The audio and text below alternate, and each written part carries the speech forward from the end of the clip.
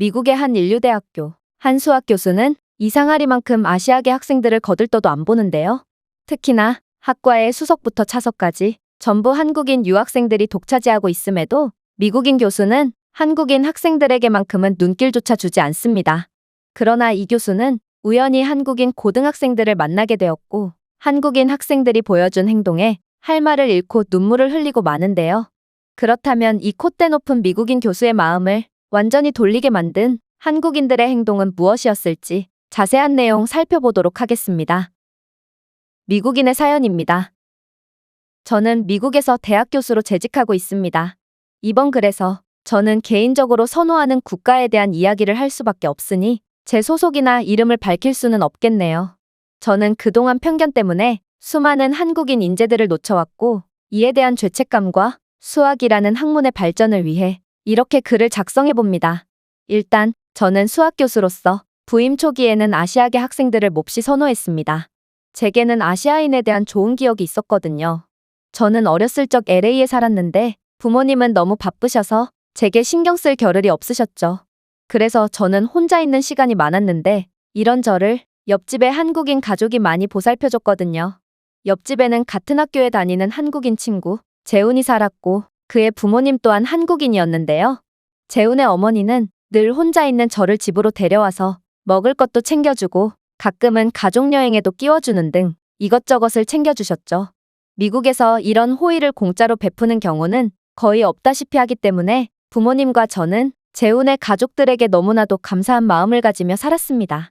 하지만 재훈의 부모님께서는 한국인들에게는 원래 남이 아이 나이 아이가 없다며 늘 따뜻한 호의를 베풀어 주셨죠.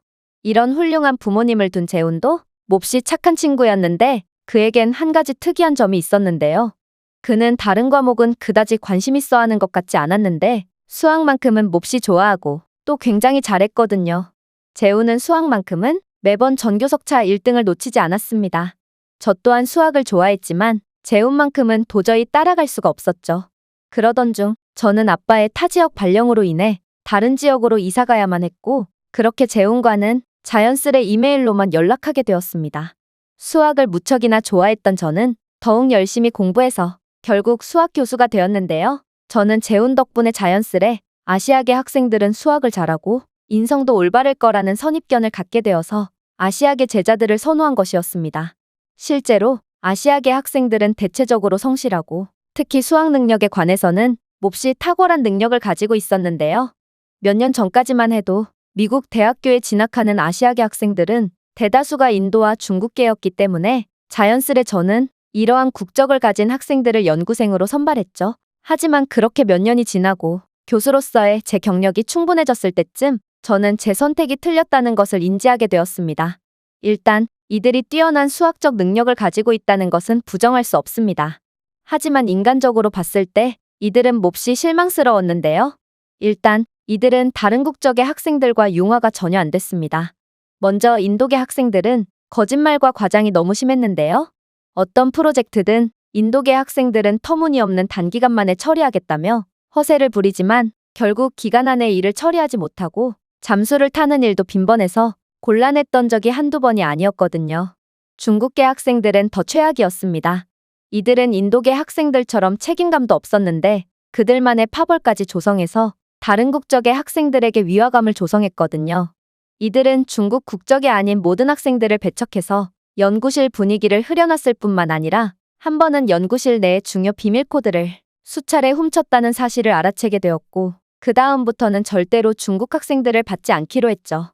이윽고 저는 중국 학생들뿐만 아니라 아시아계 학생들 또한 더 이상 받지 않기로 했는데요. 최근에는 한국인 유학생들이 점점 늘어나고 있고 이들은 정말 눈에 띌 정도로 우수한 성적을 보여주고 있지만 저는 인도와 중국계 학생들에게 당한 뒤로 그들을 애써 외면해버렸습니다. 물론 최근에는 한국계 교수가 수학계의 노벨상인 필즈상을 수상하는 엄청난 업적을 달성했고 다른 연구실에서는 우수한 성적을 보여주고 있는 한국인 학생들을 파격적인 조건으로 데려가고 있다는 소식도 들었으나 한번 다친 제 마음은 좀처럼 열리지 않았습니다. 그러다 한 번은 한국에서 학술 세미나가 열려 참석하게 되었는데요. 이런 권위 있는 세미나가 한국에서 열리다니 확실히 한국은 수많은 수학 인재들로 가득한 듯 보였습니다. 그런데 세미나를 마치고 다시 미국으로 돌아가려던 찰나 불현듯 재훈이 생각나더라고요. 사실 재훈과는 몇 년에 한 번씩 이메일을 통해 연락을 해오던 차였는데요. 그는 탁월한 수학 능력을 바탕으로 금융권에서 엄청난 활약을 하다가 갑자기 한국으로 돌아가 버렸다는 소식을 들었는데 한국에 온 김에 그를 만나보기로 했죠. 저는 그가 근무하고 있다는 평범한 한국 고등학교에 방문했는데요. 재훈은 이곳에서 수학교사로 근무하고 있던데 저는 이런 수학 천재가 대체 왜 평범하기 그지없는 고등학교 교사 일을 선택했는지 도무지 이해가 안 갔습니다. 어쨌든 수십 년 만에 보게 된 재훈은 저를 반갑게 맞이해 주었고 자신의 학생들은 몹시 우수하다며 자랑하더군요. 그래서 저는 한국인 학생들에게 장난삼아 대학교에서 강의하고 있는 수학 문제를 내주었는데 여기서 정말 큰 충격을 받고 말았습니다. 왜냐하면 한국 학생들은 미국의 대학생들도 쩔쩔매는 고난도 대학 수학을 창의적인 방법으로 전부 해결했기 때문입니다. 심지어 대학 교수인 저조차도 생각지 못한 방법을 이용해서 한국 고등학생들은 문제를 전부 해결해버렸죠. 제가 굉장히 난해한 문제를 냈을 때도 마찬가지였습니다. 사실 이건 날고기는 중국과 인도계 학생들도 쩔쩔매는 문제였는데 그들은 문제가 안 풀려도 절대로 동료와 상의하는 법 없이 혼자서만 문제를 풀려고 했고 결국 문제 하나 푸는데 엄청난 시간이 걸렸죠. 하지만 한국 학생들은 문제를 푸는 과정에서 막히는 부분이 있으면 주저없이 서로 협동했고 결국 문제를 풀어내버렸습니다. 더 놀라운 점은 한국 학생들은 이렇게나 대단한 실력을 보여주고도 자신들은 수학을 잘하는 편이 아니라며 겸손한 태도를 보여줬다는 것입니다. 저는 정말 놀랐습니다.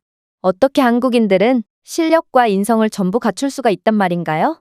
저는 이 학생들이 전부 영재인 줄 알았습니다. 하지만 재훈의 대답은 몹시 의외였는데요. 그는 한국인들은 원래 수학을 잘하고 자신이 가르치는 제자들은 한국에서 평범한 수학 실력을 가졌을 뿐이라고 했거든요. 하지만 한국인들의 가장 큰 강점은 수학 실력이 아닌 다른 사람들과 협동하는 방법을 알고 기꺼이 도움을 주고받는다는 것이라고 말하더군요. 그리고 미국 금융권에서 잘 나가던 재훈이 왜 한국으로 돌아온 건지 그 이유 또한 들을 수 있었는데 재훈은 한국인 부모님 밑에서 늘 다른 사람들을 먼저 배려하고 베풀며 살라는 교육을 들으며 자랐는데 미국에서 일하면서 미국인들의 개인주의 문화에 도저히 적응할 수가 없었다고 했습니다. 그래서 한국으로 돌아가기로 했고 수학 선생님이 되기까지는 쉽지 않은 과정을 거쳐야 했지만 한국인들의 정을 바탕으로 이렇게 서로 주고받으며 사는 삶에 몹시 만족한다고 했죠. 그리고 그의 말을 들으니 한국인들은 정말로 다른 아시아 사람들과는 전혀 다른 특징을 가지고 있는 듯 보였습니다. 어쨌든 그와의 만남 뒤로 저는 아시아계 학생들에 대한 안 좋은 편견을 버리고 한국 학생들을 적극적으로 연구실로 데려오기 시작했습니다. 그리고 한국인들은 다른 학생들과는 굉장히 다른 모습을 보여줬는데요. 일단 한국 학생들은 융화가 몹시 잘 돼서 기존의 연구실에 있던 학생들과도 굉장히 친하게 지냈습니다. 그 덕에 중국계 학생들이 흐려놨던 연구실 분위기가 완전히 전환될 수 있었죠. 심지어 한국인 제자들은 아직 학부 연구생일 뿐인데도 벌써부터 석박사 수준의 논문까지 작성하는 등 말도 안 되는 능력을 보여줬는데 아시아 학생들의 수학 능력이 뛰어난 건 이미 알고 있었지만 한국인들은 그런 뛰어난 아시아 학생들 중에서도 압도적인 수학적 능력을 가지고 있는 것처럼 보였습니다. 이런 한국인 학생들의 활약을 바탕으로 저희 연구실은 수많은 프로젝트를 가져올 수 있었고 자연스레 많은 연구비를 지원받을 수 있었죠. 그저 한국인 학생들을 데려온 것일 뿐인데 저희 연구실은 순식간에 모두가 오고 싶어하는 인기 연구실이 되어버린 것입니다.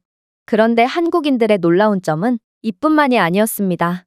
중국과 인도계 학생들은 능력은 있어도 사회성이 좋지 않은 경우가 많아서 좋은 직장에 들어가더라도 얼마 안가 해고를 당하거나 적응을 못해서 그만두는 경우가 많은데 제가 지도한 한국인 학생들은 몹시 예의 바르고 남을 잘 배려해줘서 모두가 한국인들을 좋아했고 어느 집단에 들어가더라도 늘 환영받았거든요. 그래서 새로 들어간 좋은 직장에서도 무리 없이 적응했죠. 그러나 제가 한국 학생들을 좋아하는 가장 큰 이유는 이런 그들의 환상적인 능력 때문이 아닙니다. 전 세계 국가 중 유일하게 한국인 제자들만이 스승인 저를 잊지 않고 매번 연락을 보내왔거든요. 졸업을 하면 연락을 끊어버리거나 필요할 때만 연락하는 다른 제자들과는 달리 저를 끝까지 생각해주며 의리 있는 모습을 보여주는 한국인 제자들을 보면 재훈이 왜 한국으로 돌아가서 한국인들과 함께하는 삶을 선택했는지 이제야 그 이유를 알 수 있을 것 같았죠. 마치 어렸을 때 재훈의 부모님이 제게 아무런 대가 없이 많은 것을 베풀어 주셨던 것처럼 한국인들은 기본적으로 이러한 따뜻한 마음씨를 가지고 있었던 것입니다. 어렸을 때 친하게 지냈던 재훈은 지금 한국에서 한국 학생들을 가르치고 있고 저는 미국에서 한국 학생들을 가르치는 것을 보면 인연이라는 게 참 재미있는 것 같습니다. 요즘에 저는 새로운 한국인 인재들을 찾는 재미로 살고 있고 한국인들은 분명히 세계 수학의 발전에 큰 도움을 줄 거라 확신합니다. 이 외국인의 글은 여기까지입니다.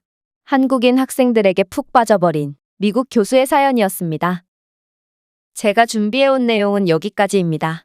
끝까지 시청해주셔서 진심으로 감사드리며 여러분들의 구독과 좋아요, 알림 설정은 영상 제작에 큰 힘이 됩니다. 이상 세모튜브였습니다.